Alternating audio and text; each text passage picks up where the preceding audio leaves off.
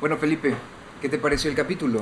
Pues muy emocionante. Yo cada vez que tocamos temas de Halloween y hechicería y todo eso, pues yo hasta hablo de más y me emociono bastante. Así es que para mí eso ha sido como un regalo. No, es que fue Navidad excelente. adelantada. Ok, bueno, para quien nos está escuchando, este capítulo vamos a contar algunos cuentos de terror, vamos a hablar sobre la escena de terror en literatura en El Salvador, también vamos a hablar un poco de literatura y algunos espacios que están empezando a ocupar nuestros compañeros, nuestros compatriotas centroamericanos en El Salvador. Hay que apoyar lo propio, hay que apoyar lo nuestro. Comenzamos. Bienvenidos al sexto capítulo de Proyecto Chachalaca. En esta ocasión vamos a hacer el capítulo de terror en Cuscatlán. Nos acompaña Felipe A. García. ¿Qué tal, Felipe? ¿Cómo estás? Por aquí muy bien. ¿Y tú? Pues por acá, mira, solo. Rafael se encuentra nuevamente indispuesto, tiene otras responsabilidades, como les comentaba en los capítulos anteriores. Pero bueno, vamos a ver, nos encontramos en las vísperas de Halloween. ¿Te gusta esta época? Me encanta esta época. ¿Por qué? Pues no sé, siempre he tenido como mucho... De por sí yo tengo un pensamiento un tanto mágico, voy a decirlo. Entonces cuando hablamos de fantasmas, de demonios, no sé, siempre ha tenido como mucha curiosidad de mi parte. Yo desde niño era de los que cuando mi familia contaba alguna anécdota paranormal, por ejemplo, que a alguien se le pareció algo, pues yo Ajá. siempre prestaba atención o me encantaba ver las películas, aunque me moría de miedo, porque me moría de miedo con las películas, pero me encantaba verlas, me gustaba esa sensación de suspenso que da la película. Claro, claro. La verdad es que a mí me gustaba también escuchar historias de terror. Nunca me pasó nada de terror. ¿A ti Ni te a mí pasó? me ha pasado, o sea, yo que ahorita Lo has quisiera que me andado pase algo, buscando, no, pero... no, una vez me dijeron que en cierto centro comercial ocurrían ciertas cosas porque había, durante su construcción murió gente, por eso no digo el nombre de dónde, entonces yo dije, bueno, voy a pasar por la noche ahí después de una película, nunca me ha Pero no pasado es la nada. historia del caballo blanco que aparecía, no. No, no. A mí, según me habían comentado en este centro comercial, cuando se estaba construyendo, eh, personas que estaban trabajando en el parqueo se cayeron, se golpearon, perdieron la vida, entonces decían que asustaban ahí. Ah, ya, Yo ya. después del cine a veces paso ahí como a dar la vuelta a ver si alguien me asusta, pero nadie. Claro, Ok. me daría risa porque creo que si alguien me asustara no voy a reaccionar tan tranquilo, sino que creo Sí. que sí, sí se me subiría la presión y Sí, sí, todo. sin lugar a dudas. Ahora, ¿cómo comienza este gusto? ¿En qué momento dijiste, hey, me gusta esto del terror? ¿Asustaste a alguien y de pronto... ¿Cómo fue? No. Bueno, la verdad que cuando yo estaba pequeño, generalmente me quedaba con mi mamá y con mi hermana en la casa, mientras mi papá se iba, digamos, a Guatemala a trabajar. Entonces no lo veíamos durante la semana hasta el fin de semana. Entonces los días viernes con mi mamá y mi hermana teníamos la tradición de ver alguna película, de comprar alguna chuchería y todo. Generalmente eran películas de miedo las que nos gustaba ver. Y de pronto a veces mi mamá se acordaba mira, a el tío de mi mamá le pasó esto, a tu abuela le pasó esto. Entonces empezaban a contar esas historias que a mí siempre me generaban cierta curiosidad. Después repito, tenía como 6 7 años, después yo no podía ni dormir, pero me encantaba quedarme ahí escuchando esas historias. Ahora, Felipe, vinculando esto con lo que actualmente haces, que es escribir sobre, bueno, diversas cosas y entre esto, terror, ¿cómo comienza este libro que tú acabas de publicar? ¿Es así? Precisamente con una anécdota similar a esta. Resulta que, bueno, en una de esas noches, cuando yo tenía como 6 7 años, que me quedaba con mi mamá y con mi hermana, contaron la historia sobre una familia acaudalada en Santa Tecla, de la que supuestamente un tío de mi abuela trabajó con ellos. Y ellas comentaron de que en una ocasión se vino una gran tormenta y los dueños de la casa le dijeron, ok, vayan a acostarse y no importa lo que escuchen, no vayan a salir de la casa. Entonces, este tío, desobediente, digamos, porque al final no le hizo Sí, caso, sí, sí. empezó a escuchar los perros de la mansión ladrar y ladrar, se hartó de ellos, salió a tratar de callarlos y cuando los vio, dicen que, ¿cómo se llama? Los vio con los ojos color escarlata, atacándose entre ellos, se asustó tanto que se regresó de un solo a su habitación a encerrarse. A la mañana siguiente, cuando va a ver a los perros, los encuentra ya muertos y con todos los colmillos esparcidos en el suelo.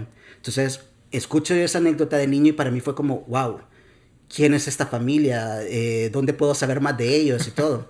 ¿Cuál es el Pero truco? a lo largo de los años nunca encontré un texto, un cuento, una novela que me hablara más sobre esta familia. siempre tenía como esa deuda de que quería leer algo sobre ellos. Hasta que en una ocasión, así con un amigo también escritor, que nos poníamos a tomarnos los tragos, le comenté, pucha, que porque nadie ha escrito sobre esta familia. Quedó como un comentario de bolos, hasta ahí quedó nada más. Claro, claro. Pero a los meses me dice, mira, eso que me dijiste se me quedó en la cabeza, y si no lo escribí vos, lo escribo yo. Ahí me puso ya digamos, Sí, te puso una la presión línea de para tiempo, empezar a sí. investigar yo del tema. No, es increíble al final de cuentas, como el terror, que es aquello que nos produce una sensación de miedo y pánico, puede llegar también a generarnos tanto interés, ¿no? Claro. O sea, yo te soy sincero, o sea, yo no es que haya vivido cosas, pero de pronto estoy dormido y las sombras en el cuarto, que eso es algo muy normal, la sugestión. Pero también cuando en el momento sucede, me da miedo. Pero después me quedo pensando que habrá sido esto, habrá sido lo otro, que de pronto estás acostado y sentís que alguien se levanta de tu cama, cosas así. De hecho, el terror, o sea, obviamente el terror ya en la vida real, estar en una situación de peligro ya es otra cosa, ¿no? Pero Claro. este tipo de género de terror en el cine, en la literatura, es hasta terapéutico. Porque, bueno, te decía de que las personas que sufren de ansiedad, cuando ven películas de terror, tienen como esa sensación de estar a salvo mientras ven la película. Porque todo lo que está ocurriendo en la película, que puede ser muy angustiante para el personaje de la historia, es una cosa, pero uno se siente en la casa, se siente tranquilo, que no le va a pasar eso a uno. Entonces llega a ser hasta terapéutico de una forma el género de terror para la gente que sufre de ansiedad.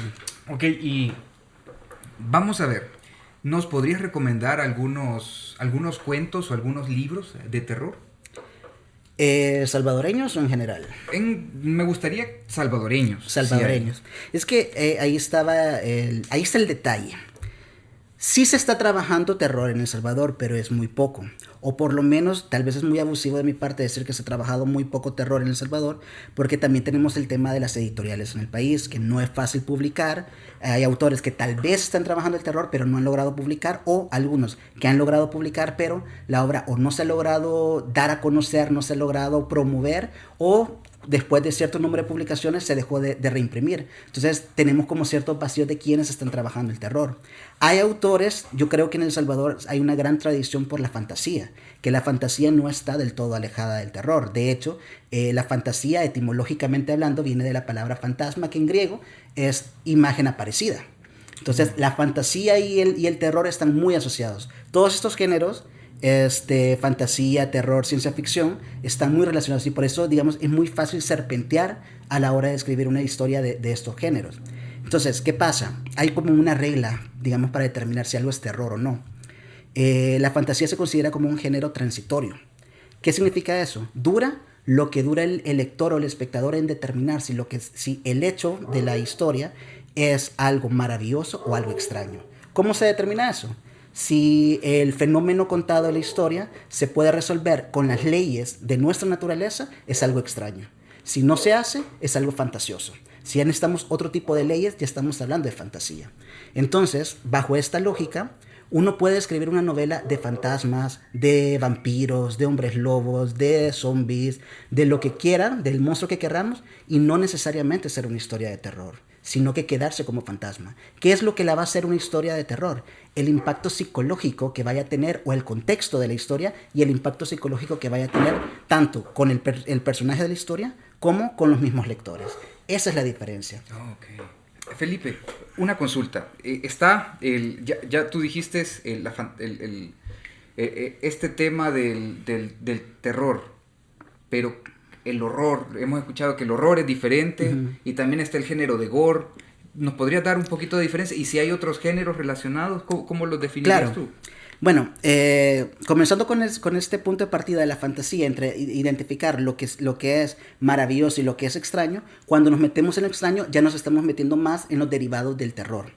En efecto, está el terror, está el horror, y ya, digamos, recientemente Stephen King, en un ensayo, Danza Macabra, habla de lo grotesco, que ahí podemos incluir lo gore. No es lo mismo sentir miedo a sentir angustia. El miedo está relacionado con algo que podemos ver, con algo a lo que nos podemos enfrentar nosotros. Por ejemplo, un monstruo que podamos ver, un fantasma o una escena de un crimen, un asesino serial. Ahí sentimos miedo.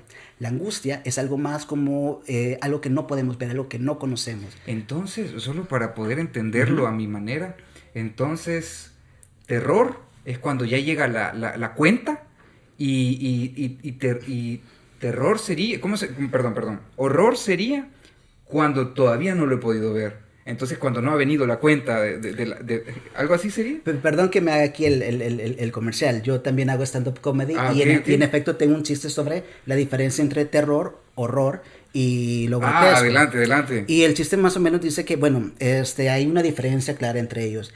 El terror sería cuando estamos trabajando algo sobrenatural, algo que no necesariamente podamos ver, que no sabemos qué es.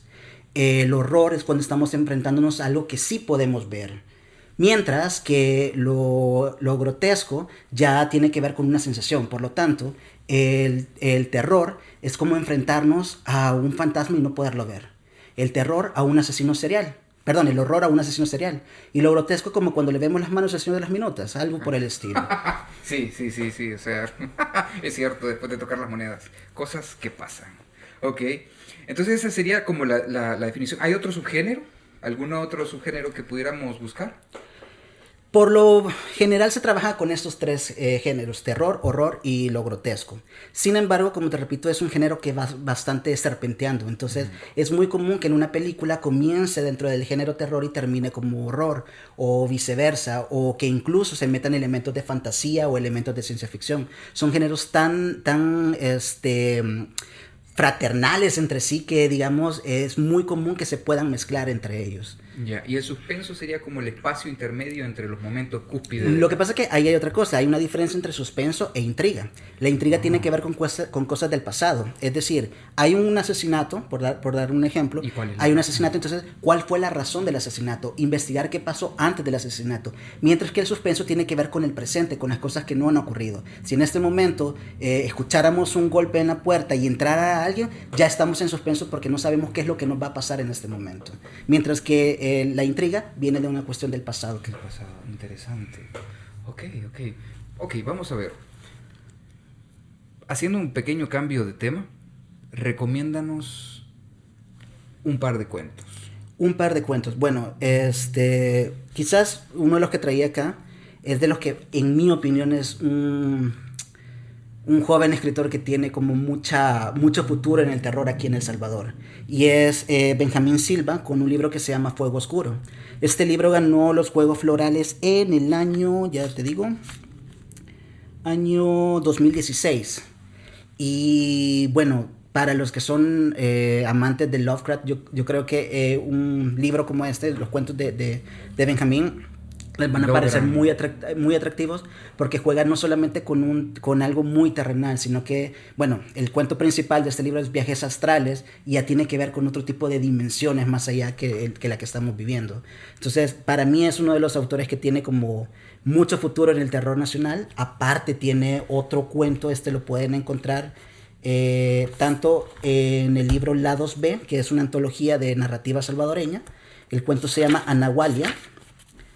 Y también lo pueden encontrar en internet en una revista llamada Café Irlandés, que me imagino ya se hablará después. Sí, por supuesto. Ok. ¿Y tus cuentos favoritos, indistintamente si son centroamericanos o extranjeros, cuáles serían? Bueno, uno de los cuentos de terror que más, y quizás fue uno de mis detonantes como escritor, es uno que se llama Berenice de Edgar Allan Poe. Yo tengo esta creencia de los sueños, ¿no? De que cuando alguien sueña que se le cae un diente o algo, representa que representa que alguien va a morir. Yo le tengo mucho miedo de esos sueños. Y por lo tanto el tema de los dientes a mí siempre me incomoda. Yo cuando estoy viendo, por ejemplo, imágenes de alguien que le están haciendo una limpieza de dientes o que se le cae un diente, a mí en lo personal me incomoda mucho. Y ese cuento en específico trata de un hombre que se enamora, creo que de la prima, recordemos Sí, la bien época, ¿no? chalateco eso. Sí, recordemos ahí. Entonces, cuando la prima muere, él estaba tan obsesionado con ella que toma la decisión de desenterrarla solo por extraerle los dientes y conservarlos. Y esa es una imagen que a mí se quedó grabada. Eso sería algo grotesco, ¿verdad? Sí, va sería por algo grotesco. Ajá. Muy interesante. Y a la vez vemos la obsesión del personaje, porque era un personaje enfermizo, un personaje muy antisocial que de pronto el amor de su vida se le muere y para no perderla está buscando una forma de retenerla, aunque sea con la A través de dentadura. los dientes. Sí. Qué retorcido. Es un muy buen cuento, pero sí es muy retorcido. ¿Qué otro cuento recomendarías? Más modernos para, digamos, ir por otras épocas. Estaría un poco indeciso entre alguno de Mariana Enríquez y alguno de... Se me ha ido el nombre de ese escritor argentino, pero...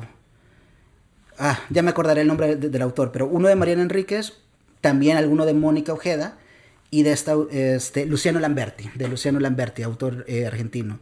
Luciano Lamberti tiene un cuento que se llama La canción que cantábamos todos los días, que digamos sería como esta representación o va más por este género del terror, de tener esa angustia y no saber por qué viene.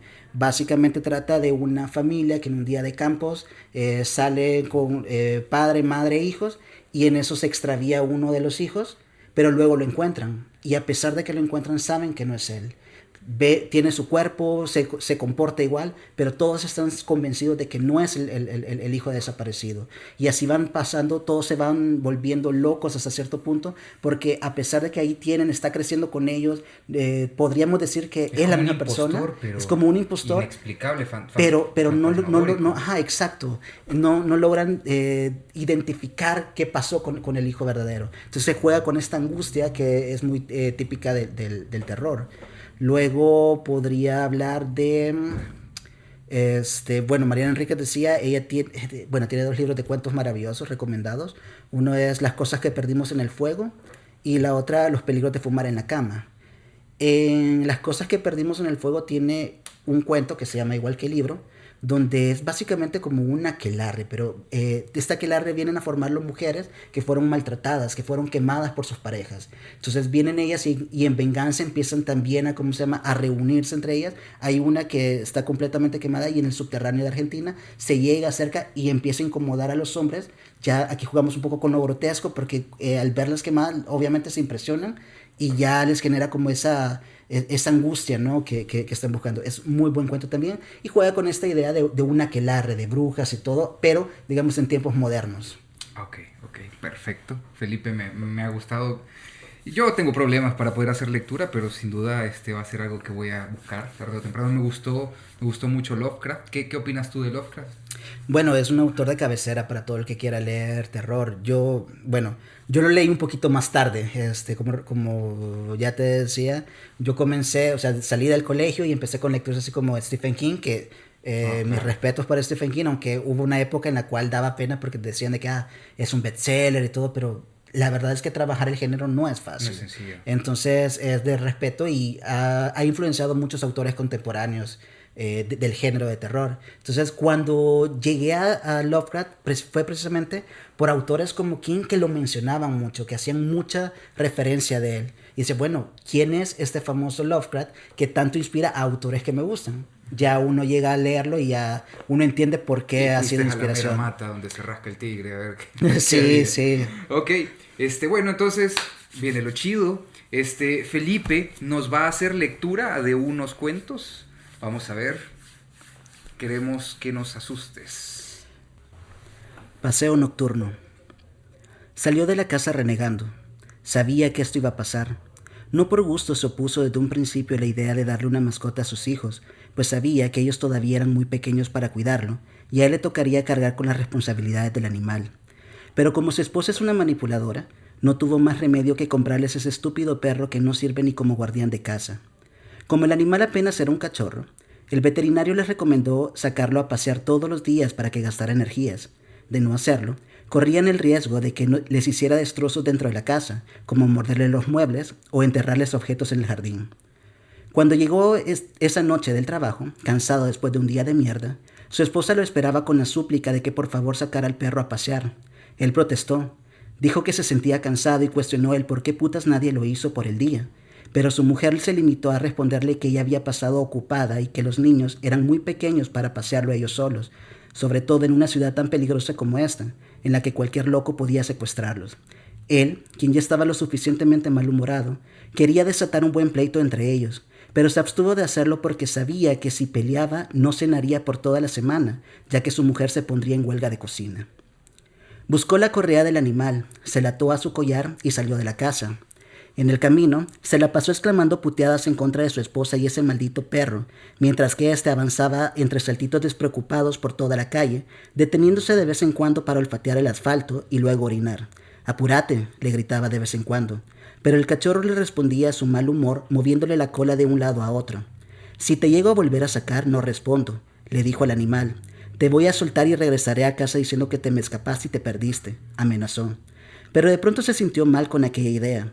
Recordó de inmediato cómo el domingo pasado sus hijos se levantaron temprano para jugar con el cachorro. Los recordó acostados en el suelo, con sus pijamas de superhéroe, dejándose mordisquear los cabellos y orejas por el animal, mientras él los contemplaba desde la mesa del comedor, rodeado del olor a café y plátano frito. Cuando aquel buen recuerdo lo calmó de su berrinche, escuchó el ruido de unas ramas. Volvió a ver a su derecha y descubrió que había caminado más allá del parque. Había llegado al viejo orfanato, una mansión abandonada ubicada frente a la pequeña arbolada. La mansión, que en el pasado perteneció a un millonario, ahora se encontraba en total deterioro. Ya no había ni muros ni rejas que lo separaran de la calle, por lo que cualquiera podía allanar aquella propiedad donada a la ciudad por aquel hombre de antaño. Se decía que en aquella casa asustaban, que por las noches se veía a su primer dueño paseando a sus perros entre los árboles. «Ya voy a contratar al fantasmita ese para que te pase a vos», bromeó escéptico mientras calaba de la correa del animal para retornar a su hogar. Pero el cachorro puso resistencia. A pesar de los forcejeos de su amo, el animal se quedó quieto, mirando entre todos aquellos árboles que retenían sombras en su interior. «¿Qué te pasa?», lo reprendió, pero el perro siguió sin hacerle caso. En su lugar, comenzó a gruñirle esas sombras. «Ahora te la llevas de guardián». Trató de hacer un chiste que no le salió natural. Fue, más bien, una respuesta nerviosa al miedo que sin ninguna razón comenzó a sentir cuando notó que su mascota no estaba jugando. «Vámonos», le ordenó. Pero en respuesta a su mandato, el animal comenzó a ladrar. Supo que algo no estaba bien cuando notó cómo el lomo del cachorro, el cual no recordaba haber visto enojado nunca, se crispó. Entonces advirtió que era el momento de huir. Pero cuando emprendió la huida, la correa se le deslizó de las manos y dejó a su mascota en libertad. El perro comenzó a correr en dirección de los árboles. Cuando su dueño se volteó a verlo, pudo contemplar entre aquellas sombras cómo dos ojos de color escarlata brillaron medio metro arriba del suelo. Comenzó a llamar al cachorro desde lejos, esperanzado de que lo obedeciera y regresara a su lado, pero todavía no habían tenido una oportunidad de entrenarlo. Y aunque lo hubieran hecho, aquel perro estaba tan alterado que no habría obedecido. Entonces él, en un acto de valentía, corrió tras la mascota de la familia. Lo hizo más por sus hijos que por el propio animal, pero el perro ya le llevaba mucha distancia de ventaja. Sin que él consiguiera aproximársele, el cachorro se adentró a las sombras. Los ladridos del cachorro cesaron de inmediato. Fueron reemplazados por un desgarrador alarido que heló la sangre de su dueño, y aunque éste no podía ver con claridad lo que estaba pasando dentro de aquella oscuridad, notó cómo esos ojos escarlata comenzaron a agitarse de un lado a otro, acompañados de un gruñido rabioso que le permitieron imaginarse cómo aquella fiera estrangulaba a su mascota dentro del hocico.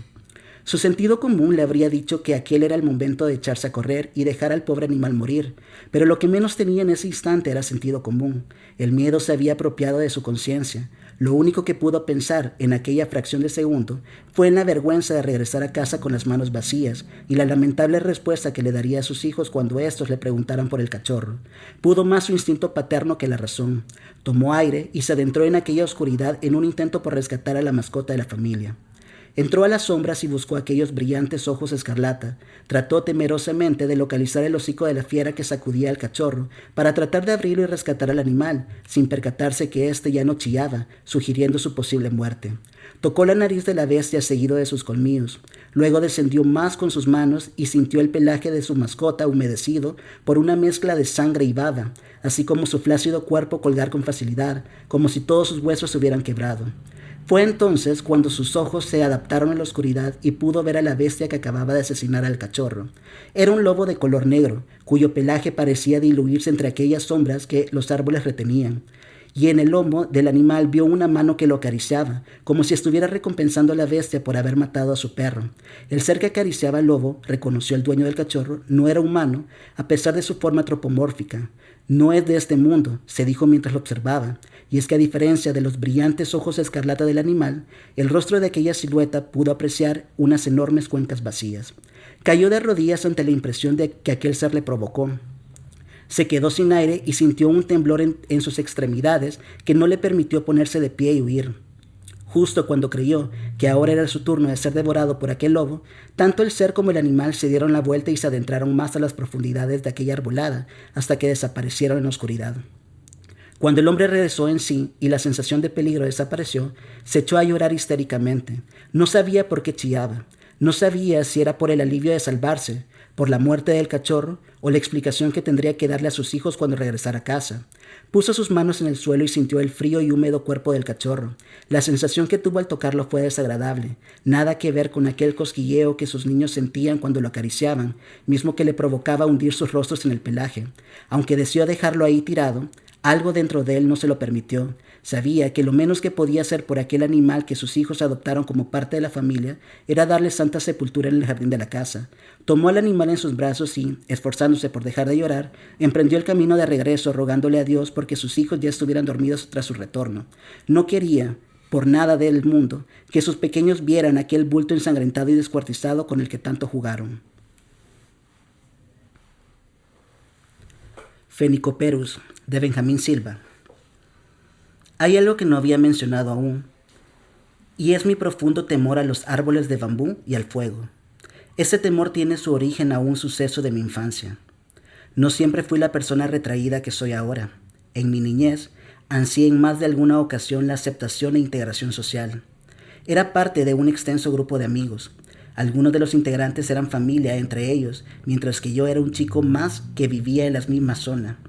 En múltiples ocasiones me tomé con la barrera de la preferencia familiar, aunque por mi carácter apacible, nunca ocurrió nada por lo que me separara de ellos. Una tarde estábamos jugando en el cauzal seco, por donde bajaban, durante la época de invierno, las aguas del cerro el Picacho. Había en aquel barranco una vastedad de plantas y árboles, de los cuales el más abundante era el bambú.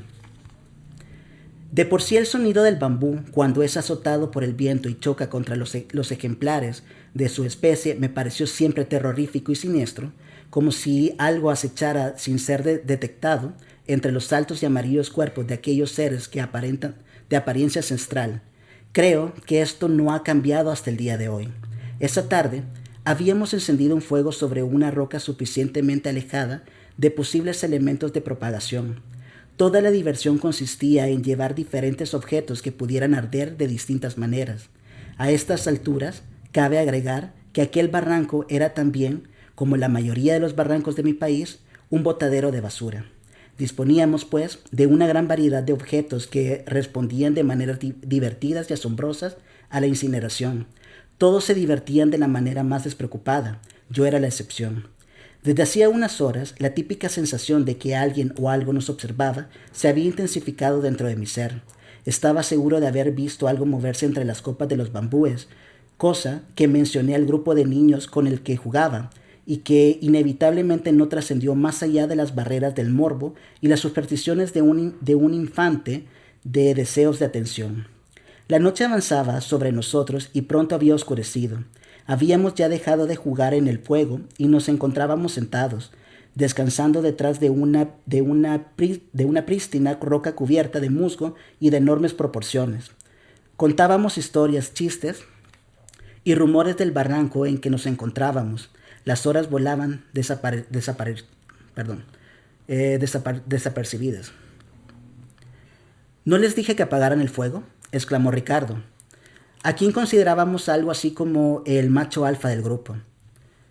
En un impulso por mostrarme valiente, decidí ir solo y extinguir las pequeñas llamas que se veían brillando de manera errática en la oscuridad, a lo lejos. El tramo era largo y la visibilidad estaba muy cerca de ser nula. Temí durante el trayecto tropezarme con algo indeseable o deslizarme y caer en el centro de la quebrada que, por cierto, era bastante profunda, o al menos lo era para un menor de edad. Un asombro nada grato me embargó cuando identifiqué la piedra sobre la que habíamos encendido el fuego. Ni el más mínimo rastro de fuego podía encontrarse ahí. El viento había esparcido las cenizas y restos chamucados. Mi corazón aceleró su ritmo y yo lo sentí. Perseguidos por un temor psicópata, mis sentidos divisaron no muy lejos del lugar un resplandor de fuego. Avancé, movido por una curiosidad por la que pagaría caro el resto de mi vida. Algo llameaba dentro de un brote de bambúes que emitía sus extraños y atemorizantes sonidos al compás del viento. Pero aquello que llameaba no parecía fijo, tenía movimiento, y temí que aquel movimiento fuera un síntoma de vida, animal o humana. Creí que era solo un engaño del fuego, mientras mi subconsciente se percataba de la lejanía en que se encontraban mis demás amigos, a través de un cálculo en el que las variables eran el volumen habitual de sus voces y la distancia aproximada a la que debían estar. En correspondencia al volumen con el que se escuchaba en ese momento. Entonces mi mente y cuerpo se estremecieron al observar de cerca a la criatura más espantosa a la que tenga memoria hasta el día de hoy. Me estaba observando. Quiero aclarar que en realidad la cosa que vi ahí frente a los bambúes no poseía ningún tipo de característica de la que pudiera sentir miedo. Es más, al recordar al día siguiente, cuando mi ser había escapado del estado de espanto en el que permanecí la noche entera, pude percatarme de la extrema belleza de aquel ser. Era una majestuosidad indescriptible y divina, pero tal como dijo H.P. Lovecraft el milenio anterior, la emoción más antigua y más intensa de la humanidad es el miedo, y el más antiguo y más intenso de los miedos es el miedo a lo desconocido. Se trataba de aquello de un ave de gran tamaño. Era un ave de fuego. Parecía estar formada de las partes más bellas de cada una de las aves conocidas por el hombre, sellada con el fulgor que evocaba el fuego en un estado más puro.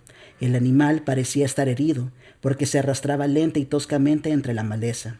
Su fuego era celestial, y lo explico así porque nunca antes había visto un resplandor similar al de aquel ser, sino solamente en los astros y fotografías del universo. Me observó durante los segundos más largos de mi vida y se alejó de mí con saltos largos y de poca altura en dirección a otro brote de bambú mayormente tupido. En aquel momento, la facultad de dirigir mis sentidos me fue de vuelta. Lo primero que escuché fueron los susurros empapados de temor de mis amigos. Ellos, según las versiones que escuché de sus bocas, posterior a lo sucedido, solo habían logrado ver una masa de fuego que trepaba por los troncos de bambú y que se diluía en el cielo nocturno hasta desaparecer por completo, sin dejar la menor huella de existencia. Lo último que recuerdo es el fuego intensificándose durante un lapso de tiempo menor a un segundo, y luego, al extraño ser elevarse a mucha velocidad, en la misma dirección en que crecían los bambúes, hacia el cielo infinito, como propulsada por una fuerza impalpable y siniestra. 6 años después de lo sucedido, trabajé en la Biblioteca Nacional de El Salvador, en el área de limpieza, y en una donación de libros venía incluida una sola copia de una compilación de criaturas mitológicas cuyo autor era anónimo. Tal libro nunca conoció las estanterías de la biblioteca. Ese libro fue una de las únicas cosas que he robado, de las que tengo memoria. Y no solo eso, lo robé sin arrepentimientos de ninguna índole. Fue en el libro donde descubrí que aquel ser con el que me topé existía desde tiempos edénicos. Los griegos lo llamaron Phenicopterus, que significa alas rojas. Los chinos lo conocen como Feng Huang, los japoneses como Hoho, los egipcios como Venu, los hindúes le llamaron Garuda, y los mayas, aztecas y toltecas lo nombraron Quetzal. Actualmente, su nombre es famoso por todo el mundo, aunque muy pocos en la historia han afirmado haber visto aquel singular ser. La gente habla de él como hablaría de cualquier otro ser fantasioso y más cultural que verdadero. Lo llaman el ave fénix. Y comienzas. A continuación leeré el prólogo de mi más reciente publicación, El infierno heredado, finalista del Premio Hugo Lindo de Novela 2021. Prólogo. Ciudad de Santa Tecla, El Salvador, 1905. Al terminar su oración, Sophie trató de irse a casa. Empezaba a lloviznar y, como recién se recuperaba de una gripe, no tuvo más remedio que quedarse en la iglesia a esperar que la lluvia pasara. Faltaba poco para que oscureciera.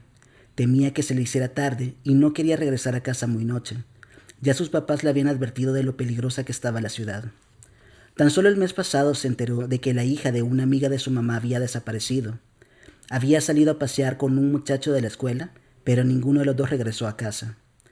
En las últimas semanas, durante las misas del domingo, el padre Antonio había dedicado unos minutos de la Eucaristía para suplicarle a sus feligreses que fueran prudentes si salían de noche, pues se creía que las desapariciones ocurrían por los alrededores del Parque San Martín, justo después del anochecer. Una sensación de premura la abordó. Para llegar a su casa ella debía pasar por aquel parque. No podía esperar a que terminara de llover. Entre más tiempo pasaba, más oscuras se tornaban las calles. Miró al cielo para comprobar la intensidad de la lluvia y, al ver que ésta no cedía, salió de la iglesia sin importarle mojarse. Cuando atravesó el parque, Sophie se encontró de frente con la mansión. Aunque no conocía al dueño de aquella residencia, sabía que se trataba de uno de los hombres más acaudalados del país. Entre los tecleños se rumoreaba que toda su fortuna provenía de un pacto con el diablo. A mí se me hace que ese es el viejo que anda desapareciendo a la gente, escuchó alguna vez comentar a su papá durante la cena. Como andan metidos en cosas diabólicas, seguro que lo hacen para sus rituales, dijo convencido.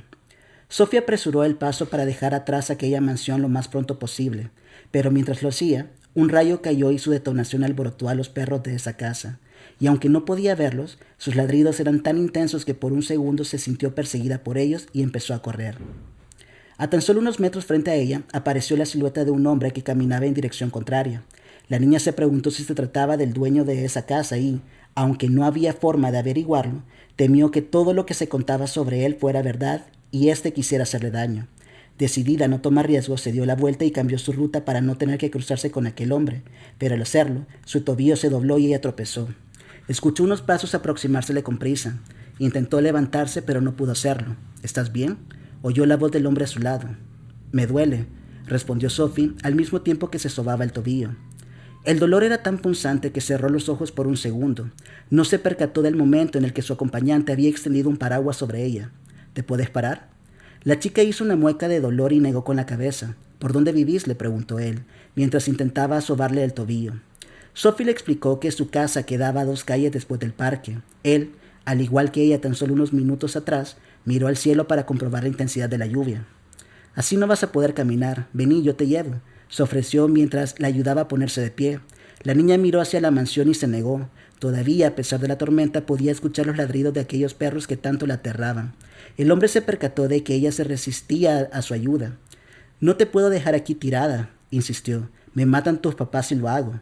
Tras decir aquello, la niña trató de reconocer al hombre, pero su rostro no le resultó familiar.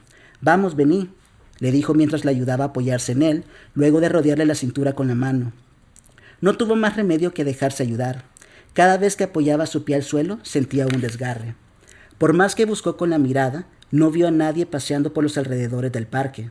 Si algo le ocurría, temió, nadie podría testificar, en caso de ser necesario, que la última vez que la habían visto había sido en compañía de aquel desconocido. Volvió a escuchar en su cabeza la voz de sus papás advirtiéndole todas esas historias sobre pactos con el diablo. Después de un breve silencio, Sophie se dejó acompañar por el hombre. Lo último que ella percibió antes de desaparecer fue que los perros estaban aullando. Ok, Felipe, muchas gracias. Estuvo muy interesante cómo es esto de la literatura, ¿verdad? Al final de cuentas es una expresión del alma y de cómo nosotros como seres humanos percibimos las cosas que suceden. Entonces, antes de dar paso a los siguientes temas, ¿qué quisieras decirnos sobre el terror para finalizar el punto? Bueno, quizás aclarar, tal vez no lo dejé muy claro al principio, pero sí se está escribiendo terror en El Salvador. Pero de nuevo el problema es que es difícil conocer las obras que se están escribiendo por todos los temas editoriales. Yo creo que El Salvador tiene una tradición muy de la literatura fantástica, por lo cual podemos encontrar muchos autores que han trabajado literatura fantástica con elementos del terror.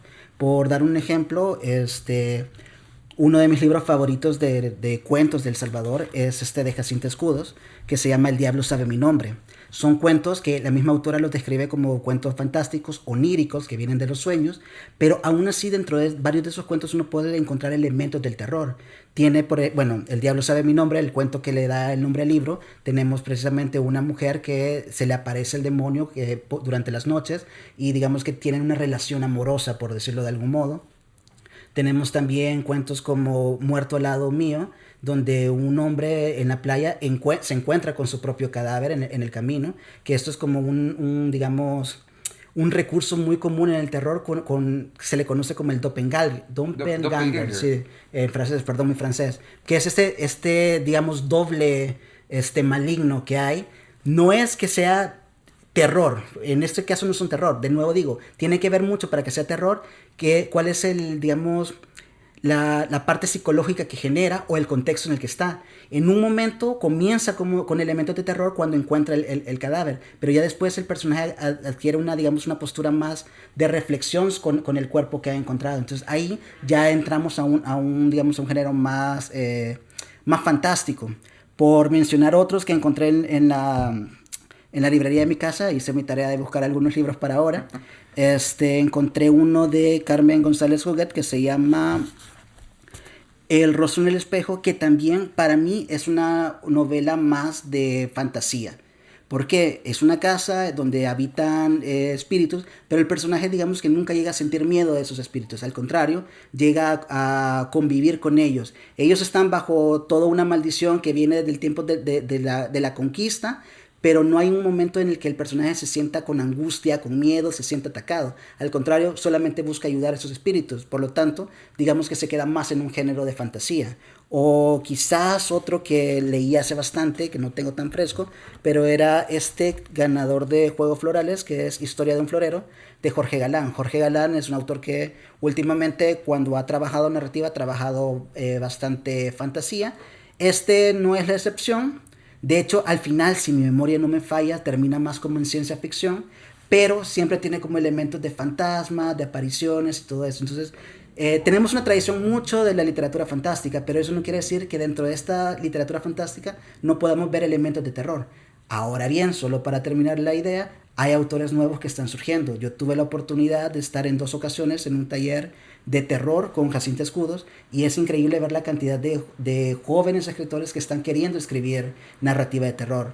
Benjamín es un caso de estos jóvenes, está también el caso de Alumora, por mencionar algunos nombres, ¿no? Ahorita se me ha ido otro nombre que iba a mencionar, pero sí hay gente interesada en escribir terror. Lo que pasa es que todavía no tienen una obra, pero no dudo que dentro de un futuro veamos que estén publicando algo de este género. Interesante, interesante. Es que, como te digo, el terror a todos nos llama la atención en algún momento. Tal vez de pronto buscamos las historias de los bestsellers, por así decirlo. Buscamos Lovecraft, buscamos Allan Poe, buscamos a diferentes que ya están renombrados. Los conocemos, películas, de todos lados, la cultura popular. Pero buscar lo propio, buscar lo nuestro, porque no es lo mismo un terror que te lo puedes imaginar en Texas, por ejemplo, Ujú. a un terror que pudiera suceder en las calles de San Salvador de los años 1905. De pronto te dice, dobla a la izquierda en el Parque San Martín hacia el norte.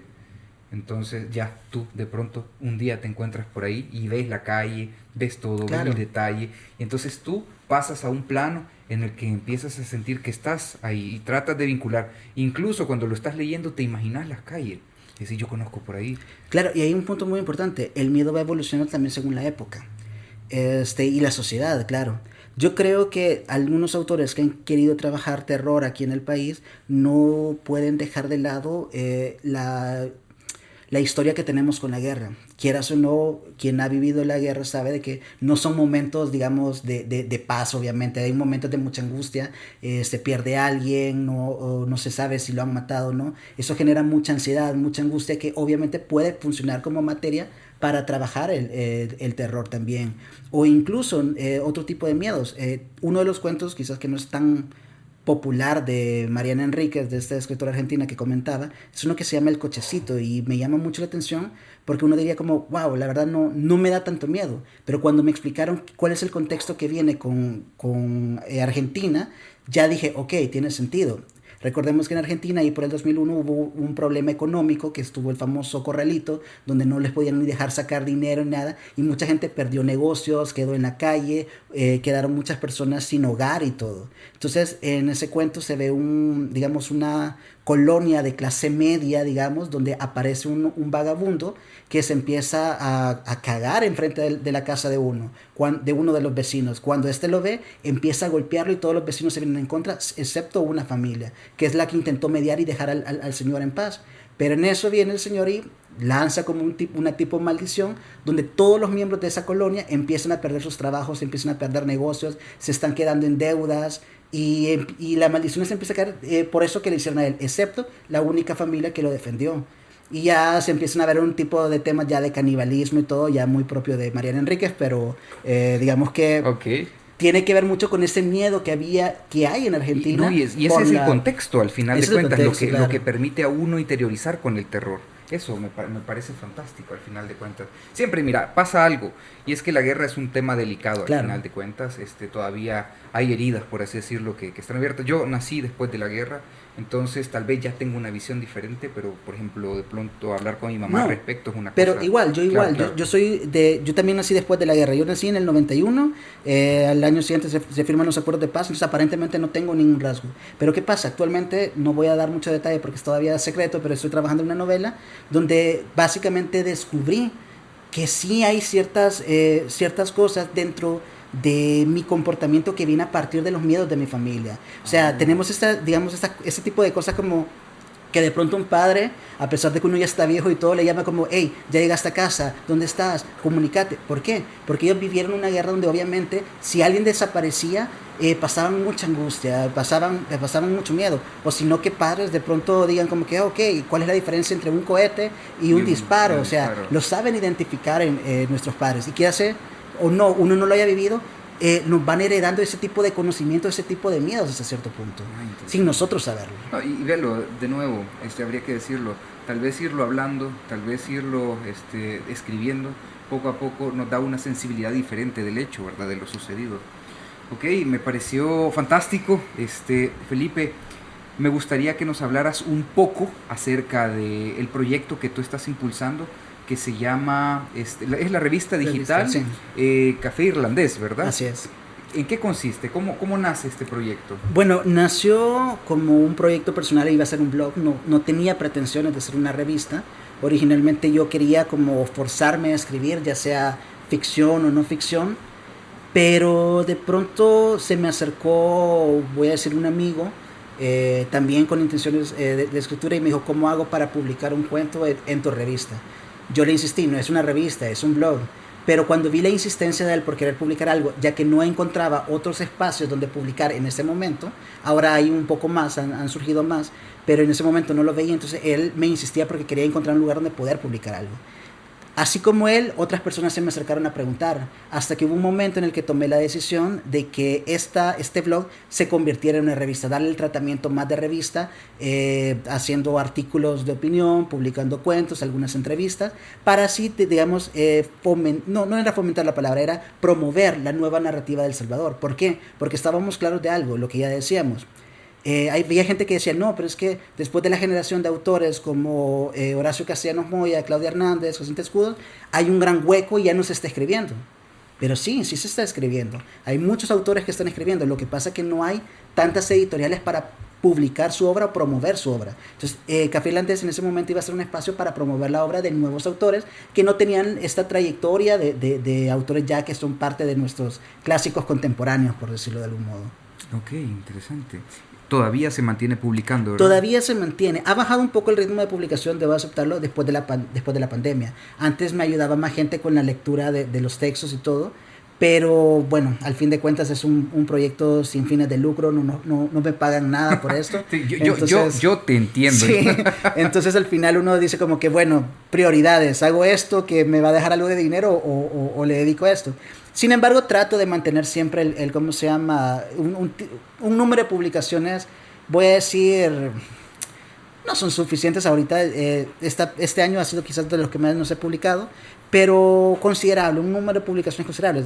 Tuve la oportunidad este año de entrevistar a Luis Báez, un escritor nicaragüense maravilloso, y nos habló un poco sobre su más reciente publicación, que es Historia Nacional del Objeto, que también, o sea, habla mucho de la reconstrucción de la memoria, solo que en este caso de Nicaragua, y con este tipo de entrevistas trato de mantener la revista a flote. Ah, interesante. A ver, ¿cómo pueden buscar en redes sociales este proyecto? Bueno, la página web la pueden buscar como Revista Café Irlandés, así tal cual. Si en todo caso, si les puede salir una revista ya de bares, así, de cómo hacer el cóctel café irlandés, pueden agregar el Salvador ahí para especificar que es la revista del país. En Facebook estamos como Revista Café Irlandés, tal cual. Y en Twitter estamos como Café Irlandés 1. Instagram todavía no tenemos porque sentimos que es material más como... Instagram es más visual y aquí queremos promover más la lectura, ¿no? Entonces lo tenemos más... No tenemos ahorita Instagram. Me gustaría preguntarte, ¿estás reclutando gente ahorita para que te apoyen en el proyecto por si quieres que te contacten?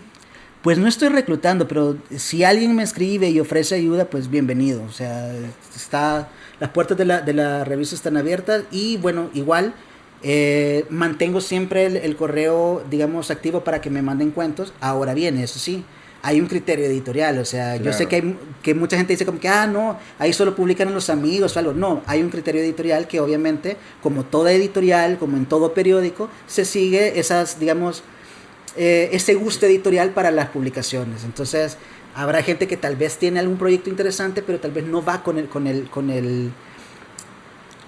la idea de la revista. Ahorita no publicamos poesía, por ejemplo. Yo sé que mucha gente que desea publicar poesía. Ahorita únicamente narrativa. ¿El correo electrónico lo puedes repetir? Es culturabajocero@gmail.com. Bajo cero, ok, perfecto. Cultura bajo cero, el numerito, @gmail.com. Ok, de cualquier manera lo vamos a estar compartiendo en la descripción del capítulo para que lo puedan alcanzar quienes quieran escribir ahí. Les recomiendo darse una vuelta por la página, es excelente, tiene muy buen material. Si quieren leer una tarde, una noche, igual ahí pueden encontrar relatos de terror. Ustedes comenzaron en el 2017, me parece, ¿verdad? Por ahí más o menos. Ok, perfecto. Bueno, y háblanos un poco acerca de esta editorial que está apoyando estos escritores emergentes.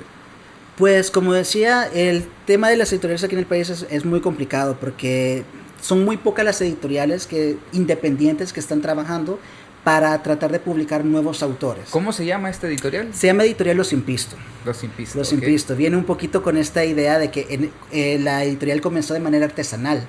No eran publicaciones así impresas como las vemos ahora, sino que Mauricio Ariana Suárez, que es Premio Centroamericano de Novela, y que había publicado la mayor parte de su obra en Costa Rica, no la había logrado publicar en El Salvador, ya sea por las temáticas que tal vez no eran en aquel momento muy solicitadas por la editorial del estado, voy a decir, o por editoriales del país. Entonces él tomó la decisión de autopublicar su obra acá, pero lo hacía de manera artesanal, en una computadora, con una impresora casera, las imprimía, los doblaba, armaba la editorial, la edición artesanal y lo vendía. Ahorita ya fue creciendo la editorial al punto que ya está, digamos, un formato más de imprenta, ¿no? Pero esa fue la manera en que comenzó y lo que buscábamos era también, o lo que buscaba Mauricio, era promover más autores, tanto de narrativa principalmente, porque poesía se publica, bueno, voy a decir algo que tal vez un poeta me va a crucificar, pero sentíamos que poesía se estaba publicando más que narrativa. Narrativa se estaba publicando muy poco.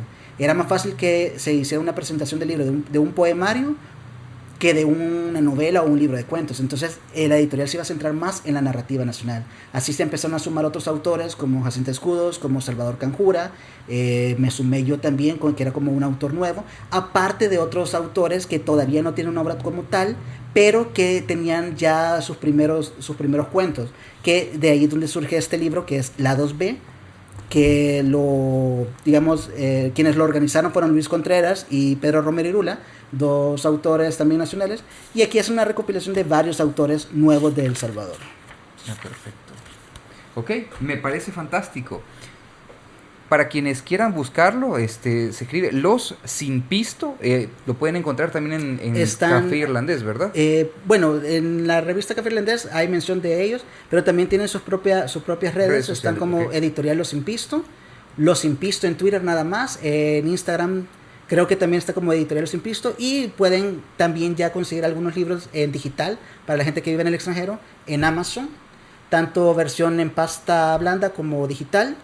Y aquí se puede pedir a domicilio a través de la editorial, con el correo editexto@gmail.com o el número de WhatsApp que no lo tengo a la mano en este momento. Ok, queda pendiente. Queda Pero pendiente. apoyemos lo nacional, carajo. Bueno, una cosa más que me gustó que lo comentaras, porque sí me gustaría que nos hablaras un poco de eso, del stand-up comedy aquí. ¿Cómo es eso? Bueno, sí, ya el stand-up comedy aquí, digamos, ya está por cumplir, creo que ya sus 10 años. Es un género todavía nuevo, voy a decir, pero fue una propuesta que trajo Fer Rodríguez, también conocido como El Cavernícola por la obra de teatro. Claro. Entonces él desde hace ya un tiempo tenía la intención de traer este género de comedia al Salvador. Entonces organizó un taller con un estandopero de Costa Rica, quien, digamos, formó a la primera generación de comediantes en el país, de los cuales ahorita han habido otros talleres que se han ido sumando ya, digamos, este grupo de comedia que es Comedia Es, dirigido y fundado por Fer Rodríguez, donde precisamente la idea es presentar material de comediantes salvadoreños en distintos bares, teatros, incluso eventos privados, donde ya tenemos como este humor más salvadoreño. Bueno, no sé cuándo va a salir este podcast, pero ahorita que viene octubre, noviembre y diciembre vamos a estar cargados de show por la Navidad y todo. El más reciente es uno a finales de octubre, que es de humor negro, que pues el humor negro todavía, digamos que lo estamos tratando de traer también al país. Comprendo. Bueno, Felipe, yo quiero que te comprometas, por favor, de venir a hacer un capítulo aquí con stand-up comedy de tema. Porque claro. Me parece que es algo que aquí también tiene que ir despegando poco a poco. Claro. Si quiere podemos organizar con Fer y con más comediantes. Está Kelly Iraeta, que es la primera comediante, no solo voy a decir la primera comediante mujer que tuvo su especial de stand-up comedy en el país, sino que la primera comediante en general del país que tuvo su especial de 1 hora de comedia. También está el caso de Rebe González igual, que ya tiene sus 3 especiales de comedia. Y es muy interesante lo que hace Rebe, porque con ella, digamos que cuando uno ve sus especiales o cuando uno escucha su comedia, va viendo una evolución de ella. Va desde su primer especial, su noviazgo, su boda, luego cómo tuvo a su hijo cuando estaba embarazada, ahora que tiene el hijo. O sea, vamos viendo la evolución de toda su vida a través de la comedia. Interesante. Es una forma de ir narrando poco a poco, de manera coloquial, la vida de uno, ¿verdad? Claro. Ok, Felipe, nos ha encantado tenerte en Proyecto Chachalaca. Esperamos más adelante poder contar contigo y también ir poco a poco apoyando a la escena de escritores salvadoreños, porque hay que decirlo, están construyendo, están haciendo cultura, y esto hay que apoyarlo de cualquier lado, no solo aquí en Proyecto Chachalaca. Quien nos está escuchando y desea buscarlos, ya saben que el punto de partida puede ser fácilmente Café Irlandés. ¿Okay? No, muchas gracias por la invitación. No, Felipe, cuando vos quieras, sos bienvenido. Y bueno, solo me faltaría hacer un par de anuncios. Los siguientes 2 capítulos de Proyecto Chachalaca están ligados a Halloween y al Día de Muertos. Estamos preparando un capítulo, el próximo capítulo. Este capítulo fue de cuentos, el siguiente va a ser de relatos enviados por ustedes a la página y al correo electrónico. Así que estén atentos, por favor, porque les daremos lectura a los cuentos que ustedes nos han mandado. Bueno, los cuentos no, los relatos y las vivencias que ustedes han tenido. Y para el 2, posiblemente vayamos a publicar el 2, el Día de Muertos, el podcast, posiblemente en la noche, estaríamos compartiendo sobre la cultura de la muerte en El Salvador. Porque, bueno, en Centroamérica, porque se comparte de una u otra manera. Así que, nada, los invito a que estén atentos y que lo disfruten mucho. Con esto nos estaríamos despidiendo. Felipe, no sé si quieres agregar alguna otra cosa. Pues nada, más que todo decirles de que en El Salvador pues hay mucha promesa de la narrativa, de la literatura, y bueno, Los Impistos, digamos, es una editorial donde van a encontrar un catálogo bastante amplio y muy bueno de autores salvadoreños. Entre ellos, hay que decirlo, 2 premios centroamericanos de novelas salvadoreños, que son Jacinta Escudos y Mauricio Riano Suárez, y actualmente la reciente ganadora del premio centroamericano de cuento, tanto el Carátula, premio Carátula, como el premio Monteforte, que es Michelle Recinos, entre otros autores de gran calidad. Ok, muchísimas gracias, Felipe, y con eso terminamos el capítulo número 6, Terror en Cuscatlán, de Proyecto Chachalaca. Nos escuchamos luego.